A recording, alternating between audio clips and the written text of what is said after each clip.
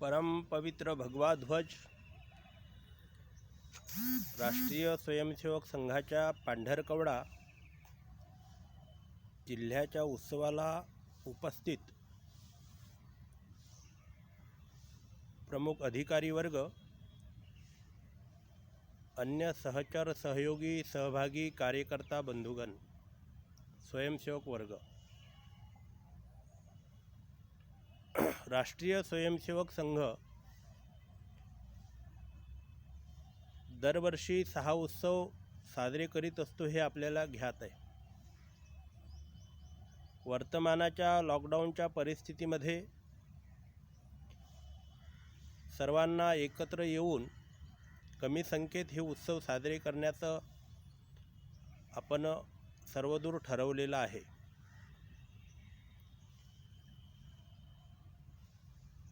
संघाच्या 6 उत्सवामध्ये 2 उत्सव राष्ट्रीय स्वयंसेवक संघाने प्रत्यक्ष समाजामध्ये जाऊन साजरे करायचे।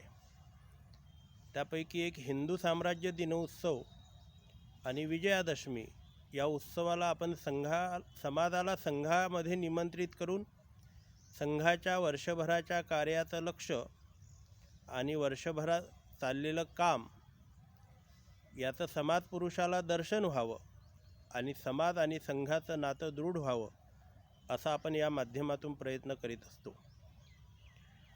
2 उत्सव संघाने समाजात जाऊन करायचे असतात। त्यापैकी एक आपण मकर संक्रमणाचा उत्सव आणि रक्षाबंधनाचा उत्सव। संघाच्या प्रत्यक्ष काम करणाऱ्या स्वयंसेवकाला समाजामध्ये जाऊन समाजाच्या वर्तमान परिस्थितीचं उचित आकलन व्हावं आणि समाजाच्या सगळ्या परिस्थितीचं दर्शन होऊन आपल्या कामाची दिशा ठरवता यावी, जमिनीवरची स्थिती आपल्याला ज्ञात व्हावी म्हणून आपण 2 उत्सव साजरे करीत असतो।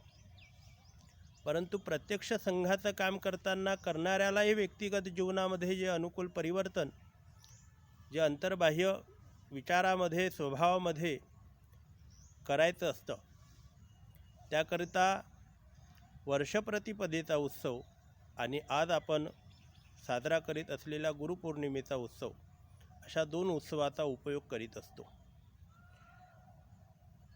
आपल्या भारतीय संस्कृतीमध्ये गुरुला महत्त्व आहे।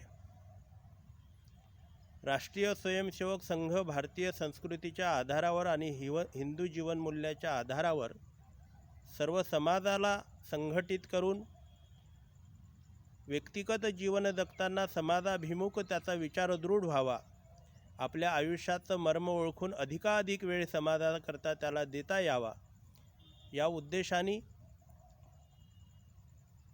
राष्ट्रीय स्वयंसेवक संघाने आपल्या संघटनेचा कार्यभार सांभाळताना गुरुचं चयन केलेलं आहे। कदाचित भारतामध्ये गुरु मानून आपलं काम चालू करणारी एकमेव संघटना राष्ट्रीय स्वयंसेवक संघ असेल। बाकी अन्य समाज जीवनात काम करणाऱ्या संघटनेमध्ये व्यक्ती मोठे आहे, परंतु गुरु म्हणून त्या व्यक्तीकडे ते पाहत नाही आणि म्हणून अशा संघटना जेव्हा संघटना चालू करणाऱ्या व्यक्तीचं आयुष्य जेवढं असतं त्याच्यानंतर काही काळच या संघटना चालतात आणि लोप पावतात। राष्ट्रीय स्वयंसेवक संघ 1925ला चालू होऊन आजपर्यंत चालू आहे, कारण धर्माच्या आधारावर सांस्कृतिक मूल्याचं अधिष्ठान आपल्या संघटनेला आहे। मनुष्याने जरी संघटना उभी केली असली तरी मनुष्यावर स्वभावाचा, समाजाचा, त्या परिस्थितीत निर्माण झालेल्या वातावरणाचा परिणाम होत असतो आणि म्हणून राष्ट्रीय स्वयंसेवक संघाने आपल्या संस्कृतीचा, इतिहासाचा, परंपरेचा, स्वाभिमानाचा प्रतीक असलेला भगवा ध्वज आपल्या संघटनेचा गुरु म्हणून त्याला मान्यता दिली आहे. या भगवा ध्वज हा मानवनिर्मित नाही. सनातन काळापासून या ध्वजाचं महत्त्व वेगवेगळ्या ठिकाणी वेगवेगळ्या स्थितीत आपल्या लक्षात आलं असेल. प्रत्यक्ष महाभारताच्या समरभूमीवर भगवान श्रीकृष्णाच्या रथावर जो ध्वज लागलेला होता त्या ध्वजामध्ये हनुमानजींचा वास होता. आपलं कार्य हनुमानजींच्या समर्पित भावाने, हनुमानजीच्या निष्ठेने, हनुमानजी सारख्या श्रद्धेने अविरत अखंड चालू राहावं आणि म्हणून राष्ट्रीय स्वयंसेवक संघाने कुठल्याही व्यक्तीला गुरु न मानता भगव्या ध्वजाला गुरु मानलंय. कदाचित त्या काळच्या स्वयंसेवकांनी डॉक्टरजींच्या पूजन करून त्यांना गुरु मानून गुरुपौर्णिमेच्या कार्यक्रमाची सुरुवात केली असती तर कुठल्या स्वयंसेवकांनी या गोष्टीला नकार दिला नसता. परंतु डॉक्टरांचं दूरगामी चिंतन, समाजाच्या मनाचं उचित आकलन आणि भविष्यामध्ये आपल्या संघटनेची जी दीर्घकालीन आवश्यकता हे सगळं पाहून भगव्या ध्वजाला गुरु म्हणून आपण मान्यता दिली आहे. मनुष्याच्या व्यक्तिगत जीवनामध्ये गुरुचं महत्त्व असतं. आपले सहकार्यवाह सुरेशजी सोनी नेहमी एक उदाहरण देत असतात की एकदा वनामध्ये प्राण्याची सभा झाली आणि अनेक प्राणी एकत्र आले आणि प्राण्यामध्ये चर्चा सुरू झाली की मनुष्य नावाच्या प्राण्याला परमेश्वराने विचार दिले, वाणी दिली, बुद्धी दिली, अभिव्यक्तीचे माध्यम दिले, त्याला भाषणाची कला दिली, त्याला लेखनाची शैली दिली, त्याला अक्षरं दिले, लिपी दिली आणि या आधारावर स्वतःचाच गुणवर्णनाचा इतिहास तो स्वतःच लिहून जगाच्या सगळ्या सृष्टीच्या सजीवामध्ये मानवच कसा श्रेष्ठ आहे अशी मांडणी हे माणसं करत असतात. परंतु आपल्या गुणाकडे कोणी लक्षच देत नाही. परमेश्वराने आपल्यामध्ये विविध गुण दिलेले आहे. याच्यावर चर्चा होत असताना गाय म्हणाली की माणसाच्या मुलाला आई म्हणाला 18-20 महिने लागतात आणि तोही आपल्या बोबड्या बोलाने बोलत असतो. परंतु माझं वासरू जन्माला आल्याबरोबर काही काळ लोटल्याबरोबर तात्काळ मा म्हणायला लागतं. मासुळी म्हणायला लागली की माझं पिलू जन्माला आल्याबरोबर काही वेळेतच पोहायला लागतं. माणसाच्या पिल्याला पोहण्यासाठी क्लासेस लावावं लागतात. हवा भरलेले ट्यूब त्याच्या शरीराखाली ठेवावे लागतात. पॅकबंद हवेचे डब्बे याच्यावर त्याला बसवावं लागतं आणि त्या आधारावर तो आपलं तैरणं पोहणं शिकत असतो.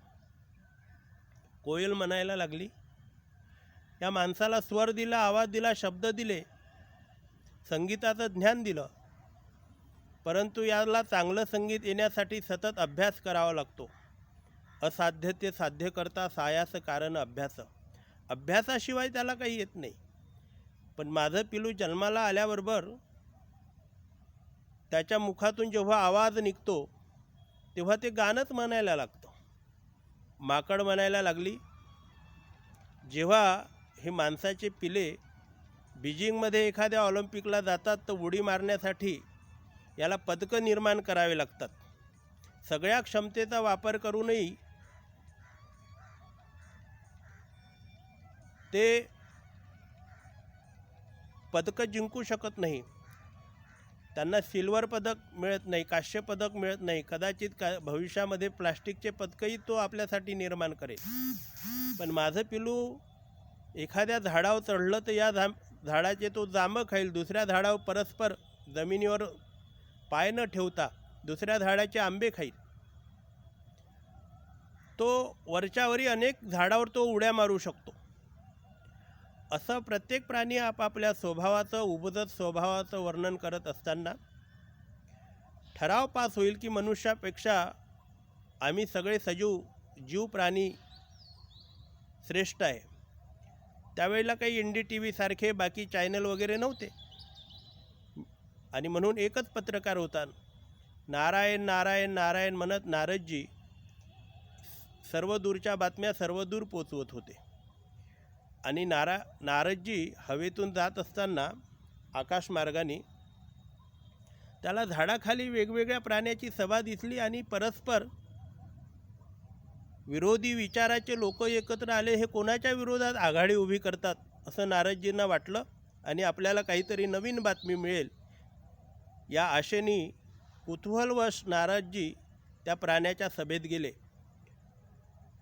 प्राण्यालाही आनंद झाला की मनुष्याच्या बातम्या हे तर देतात, या निमित्ताने आपली बातमी बिना खर्चात नारदजी प्रसारित करतील. आणि म्हणून सगळ्यांनी पुन्हा आपापल्या गुणाचं वर्णन सांगितलं. नारदजी म्हणाले की तुमचं म्हणणं मला पटलं, परंतु एक प्राणी स्वतःचं पूर्ण काम करू शकतो पण तो दुसऱ्याचं काम करू शकत नाही. कारण मी कधीच मासोळीला झाडावर चढताना पाहिलं नाही आणि कोयलला कधी पाण्यात पोहताना पाहिलं नाही. एक प्राणी स्वतःचं काम करू शकतो पण तो दुसऱ्याचं काम मात्र करू शकत नाही. पण मनुष्याचं असं नाही. तो अभ्यासाने सगळे कामं विकसित करून स्वतःच्या क्षमता वाढवून सगळ्यांची कामं करू शकतो. जो माणूस झाडावर चढू शकतो तो गाणंही म्हणू शकतो, तो खाली उतरून नदीतही पोहू शकतो. कारण प्राण्याचा विकास हा नैसर्गिक विकास आहे आणि मनुष्याचा विकास हा प्रयत्न साध्य विकास आहे. माणसाला स्वतंत्र आपल्या अंतर्देहात लपलेल्या असीमित संभावनेचा उपयोग करून तो सगळ्या गोष्टीवर मात करून आपल्याला अनुकूल असे बदल तो करू शकतो. तो गायकही होऊ शकतो, तो उड्या मारणारा खेळाडूही होऊ शकतो, तो झाडावर चढणाराही होऊ शकतो. तर असे सगळे गुण मनुष्यात विकासाने होतात आणि म्हणून प्राण्याला गुरुची आवश्यकता नसते. कारण प्राण्याचा विकास हा नैसर्गिक विकास असतो आणि मनुष्याचा विकास हा प्रयत्न साध्य विकास असतो. आणि म्हणून आपल्या पूर्वजांनी आपल्या श्रेष्ठ ऋषी मुनींनी हे जाणलं आणि म्हणून त्यांनी तपश्चर्येच्या माध्यमातून विकसित केलेल्या सगळे ज्ञान साधकापर्यंत पोहोचवण्यासाठी ज्या परंपरेचा निर्माण केला ती परंपरा म्हणजे गुरु परंपरा. आपण सगळे त्या परंपरेचे पाईक आहे. पण गुरुचं महत्त्व काय आपल्या जीवनात? गुरुच्या माध्यमातून परब्रह्माची आणि सर्व श्रेष्ठ शक्तिमान शक्तीशी आपलं नातं जोडावं. आपल्या जीवनाचं निहित कर्तव्य आणि गंतव्य आणि तो तिथपर्यंत पोचवण्यासाठी ज्या मार्गाची आवश्यकता आणि ज्या पथिकाला मार्गदर्शकाची आवश्यकता असते त्या मार्गदर्शकाचं नाव म्हणजे गुरु आहे. बऱ्याच वेळेला आपण कबीरांचा दोहा ऐकला असेल.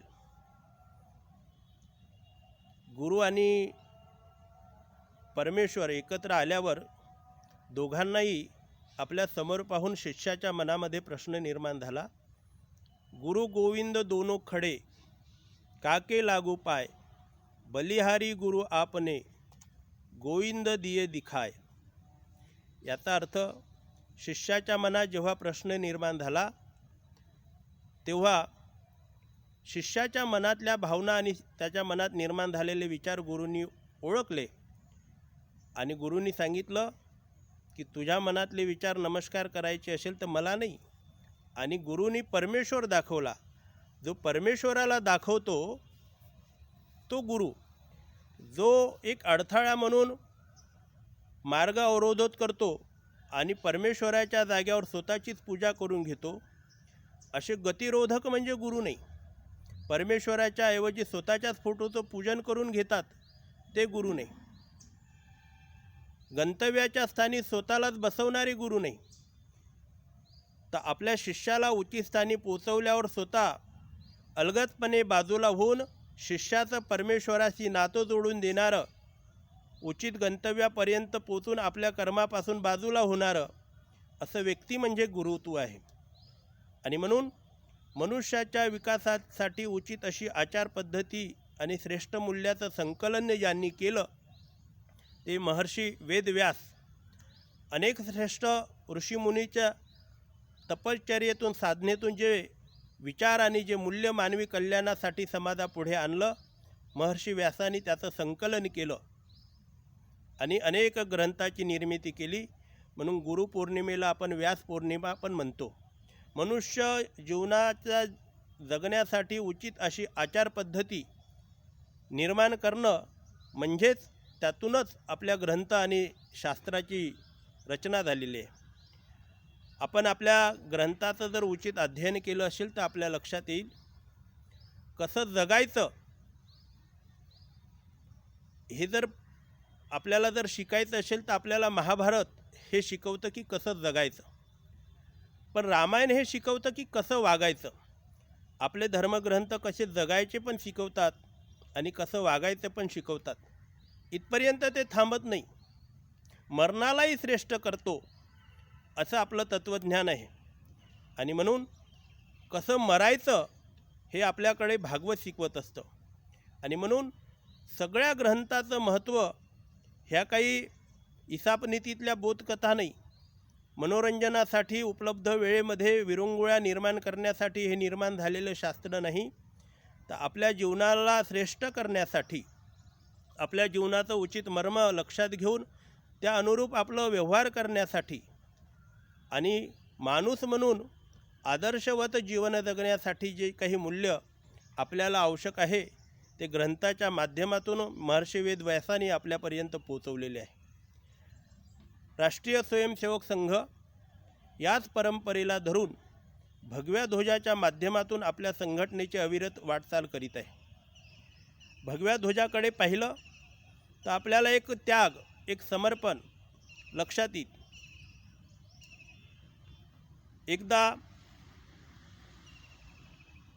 श्रीलंकेचं युद्ध समाप्त झाल्यावर भरतजी दसऱ्यानंतर रामचंद्रजी आणि लक्ष्मण परत अयोध्येला 12 वर्षांनी येणार आहे या विचाराने भरतजींनी मी माझ्या श्रेष्ठ बंधूचं कसं स्वागत करावं असं त्यांना वाटलं. आणि मग ते ज्या दिवशी रामचंद्रजींना वनवासाचे 12 वर्ष पूर्ण होणार होते तो दिवस अमावस्येचा होता. आणि भरतजींच्या मध्ये निर्माण झालं हे अंधकारमय वनवासाचा कालखंड समाप्त होऊन अयोध्येमध्ये रामजीचं स्वागत करताना ही अयोध्या नगरी सजली पाहिजे, नटली थटली पाहिजे, असं अयोध्येचं रूप मी कसं अयोध्येला सांभाळलं हे रामचंद्रजी पुढे प्रस्तुत झालं पाहिजे. या विचाराने भरतजींच्या मनात वेगवेगळ्या रचना योजना निर्माण झाल्या आणि त्यांनी चंद्राला विनंती केली की माझे ज्येष्ठ बंधू प्रभू श्रीराम या दिवशी अयोध्येत येणार आहे आणि तो दिवस अमावस्येचा आहे. मला त्या दिवशी तुमची उपस्थिती प्रार्थनीय आहे. भरतजीने चंद्राला विनंती केली तर चंद्र म्हणाला नाही, मी अमावस्येला कधीच नसतो, पौर्णिमेला मात्र दिवसभर रात्रभर पूर्ण रूपात असतो. भरतजी सूर्याकडे गेले, सूर्यालाही त्यांनी तीच विनंती केली. सूर्यदेव म्हणाले की नाही, मी रात्रीला कधीच नसतो, दिवसा मात्र 12 तास मी पूर्ण वेळ राहतो. चंद्र आणि सूर्य आपल्याला मदत करत नाही असं लक्षात आल्यावर भरतजी मायूस चेहरा करून एखाद्या नांगरलेल्या वखरातून शेतातून जात होते आणि भरतजीच्या स्वागताच्या संवेदनशील मनामुळे त्यांच्या डोळ्यातून अश्रूचे थेंब खाली पडत होते. त्यांच्या डोळ्यातला एक थेंब मातीच्या एका ढेकळावर पडला आणि त्या ढेकळातून आवाज आला, कोण रडतंय? भरतजींनी इकडे तिकडे पाहिलं, त्याला कोणाचीच प्रतिमा नजरेत आली नाही. पुन्हा आवाज आला, मी मातीचं ढेकूळ बोलतोय, का रडतोय? तर भरतजींनी आपल्या समस्येचं वर्णन केल्यावर मातीचं ढेकूळ भरतजींना म्हणायलं की मी मातीचं ढेकूळ आहे, कधीतरी मी या कामाला तुझ्या कामाला येऊ शकतो, पण तू मला जर तसं वळण दिलं तर माझा उपयोग तू तुझ्या इच्छेनुसार करू शकतो. आणि भरतजीला त्या ढेकळाने सांगितलं की मला ओलं कर, मला आकार दे, मला दिव्याचं रूप दे, त्याच्यात तेल घात, वात घाल, आणि मी जर सूर्यासारखाचा प्रकाश देऊ शकत नाही, पण मी खळ्या एवढा प्रकाश मात्र नक्की देऊ शकेल. आणि भरतजींनी मातीच्या ढेकळाला भिजवून दिव्याचा आकार देऊन त्याच्यात तेल वात घातली आणि असंख्य दिवे अयोध्येनगरीत पेटवले. आणि अमावस्येच्या दिवशीही मनाला प्रकाशमान करणारी आणि ईश्वराचं स्वागत करणारी दिवाळी आपण अंधकारमय काळातही निर्माण करू शकलो. म्हणून अंधाराला न भिणारा आपला समाज आहे.